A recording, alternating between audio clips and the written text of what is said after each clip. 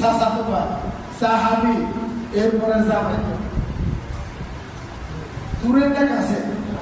সবাই কথা বলে কাছের না দূরে? বাকি বলছে ইয়া আলিয়ু ইদা আযনাবতা ইদা আযনাবতা যামবান ফালা তুআখিরিত তাওবা। হে আলী, তুই আর মহব্বত করো, আইও তো মহব্বত করে। স্বাস্থ্য ভাই হলে তুমি আর করে ইমান আনছো, আর যে বিয়ে করছো জামাই, সব দিকে কোনো দিকে কমতির দুর্বলতা নাই, কিন্তু গায়ে তোমার যে পরামর্শ দিয়ে যে কথাটা কয়ে দিয়েছে, যে উপদেশটা করে দিয়ে, সেটা হলো ইয়া আলী নাম ওর কাছে পছন্দ লাগে। তো পছন্দ লাগলে কর ইয়া আলী, হাদিসে যেটা কইছে ইয়া আলী ইদা আযনাবতা যামবান ফালা তুআখিরিত তাওবা। হে আলী, আর পক্ষ থেকে বিশেষ উপদেশ যেটা তোকে দিয়ে, সেটা হচ্ছে তুই কি করো, তুমি কি করো, সবাই কি করো, যুবকেরা কি করো, তওবা করো। আর এই তওবা কিনলে ইলা গাদি ফাইনাল্লাহা গাদিম মাসাফাতান বাঈদা।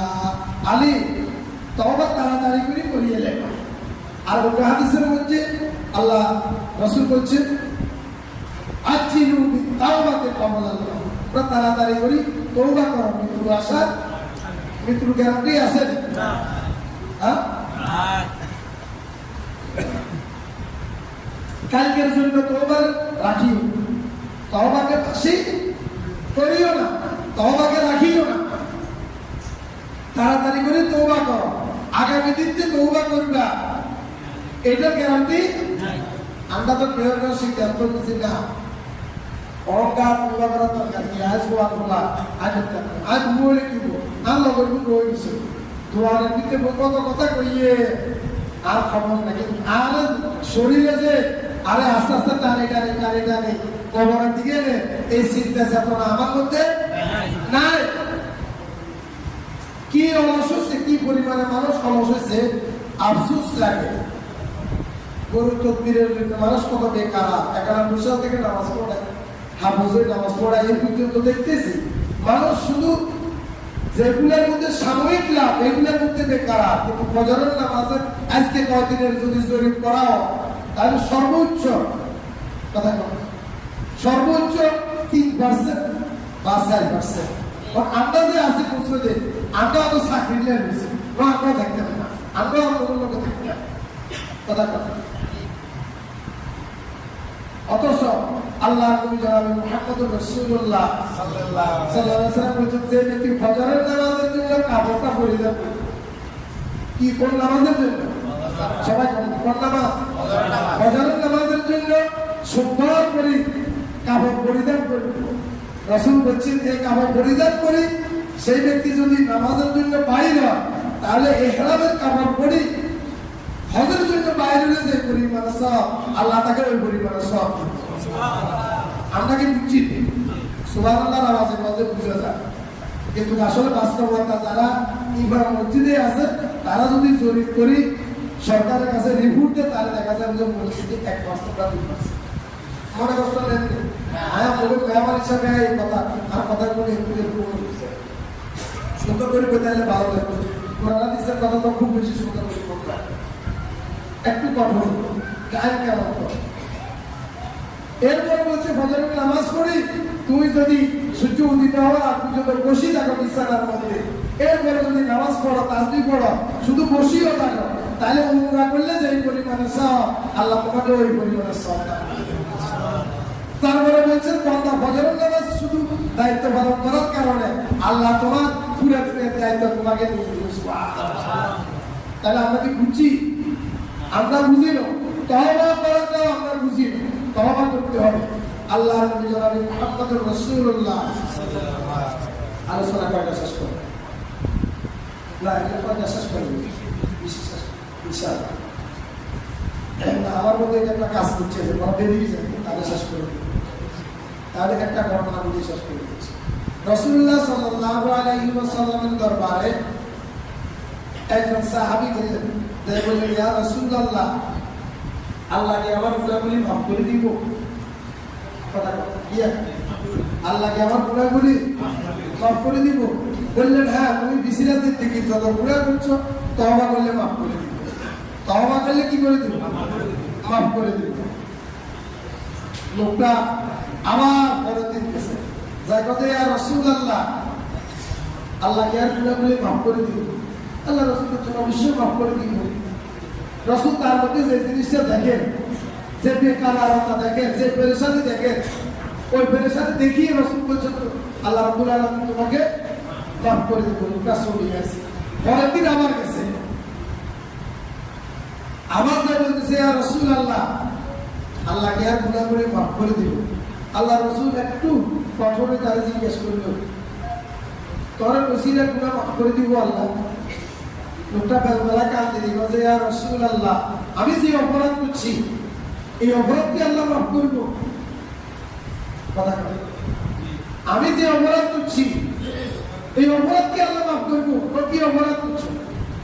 ইয়া রাসূলুল্লাহ, আসমানের চাইতে বড়, জমিনের চাইতে বড়, এর ভিতরে যা কিছু আছে তার চাইতে বড় আমি অপরাধ করছি, গুনাহ করছি। আল্লাহ রাসূল বলেন, আল্লাহ লোহ কলম থেকেও কি বড়?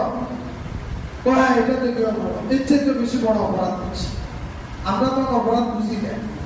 কথা আবার কেউ আরে বুঝে করলেও আয় হাতাল্লাহ সবাইকে লাড়ি গিয়ে বা যা দরকার তা রেডি রাখি। কথা বলে একটু অপরাধ করছি, কথা করে আর অপরাধ বুঝি না। সে তার ক্ষমতা, স্মৃতিশক্তি আমাদের কাছে দিন দিন কি গেছে, কমে গেছে।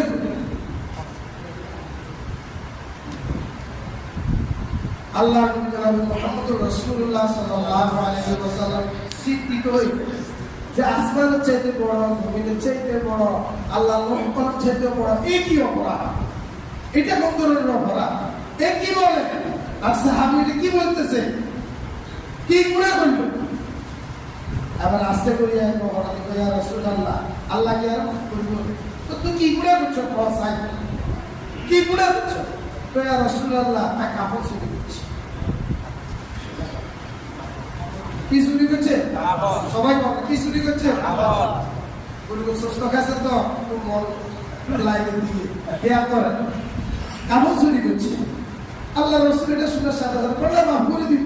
চুরি করছো, কাপড় চুরি করছো, যাও আল্লাহ তওবা করো, আল্লাহ এটা তোমার কি করে দিব? মাফ করে দিব। ওই ব্যক্তি চোখের পানি জড়জড় করে ছাড়ে দিয়ে রাসূলের কাছে দাঁড়ায় বলছে, ইয়া রাসূলুল্লাহ, ইয়া হাবিবাল্লাহ, আমি এর চাইতেও জঘন্য অপরাধ করেছি। এর চাইতেও কি আদা গুণের কথা কিন্তু শরম লাগে না? কথা লজ্জা লাগে না? লোকটা রাসূলের সাথে কত সাহাবী, কত মানুষ আল্লাহ রাসূলের কাছে কথা কইতে পারে শুধু গালি। আবার আস্তে করিয়া কয়, ইয়া রাসূলুল্লাহ, আমি গুনাহ করেছি, আমি জিনা করেছি। আল্লাহ রাসূল বললেন, তোমার জিনাকেও আল্লাহ মাফ করে দিব। তোমার জিনারে আল্লাহ কি করে দিব? লোকটা আরো বেশি করে কান্না শুরু করলো রাসূলের দরবারে। তার মধ্যে শুধু কান্না কান্না ফুটতেছে, কথা কর আখিয়া কান্নার আওয়াজ দিয়া বাড়তেছে। আল্লাহ রাসূল অবাক, কি রে, সে কাপড় চুরি করছে, বললাম তো আল্লাহ মাফ করে দিব। সে জিনা করছে, বললাম তো আল্লাহ মাফ করে দিব। কিন্তু এই লোকটা আরো তোরা কান্নাকাটি করতেছে, কারণ কি? ইয়া রাসূলুল্লাহ, আমি যার সাথে জিনা করেছি সেই একজন মৃত মহিলা। মৃত ওই যে আমার কাপড় চুরি করার অভ্যাস ছিল, ওই কাপড় চুরি করতে করতে আমি যেখানে গেলাম কাপড় তুলতে, কাপড়ের সাথে ওই মহিলার লাশটাও উঠে গেছে। মহিলার লাশটাও দিয়া, মহিলাটা অবিবাহিত ছিল, সুন্দর রং রূপের কোনো অভাব ছিল না।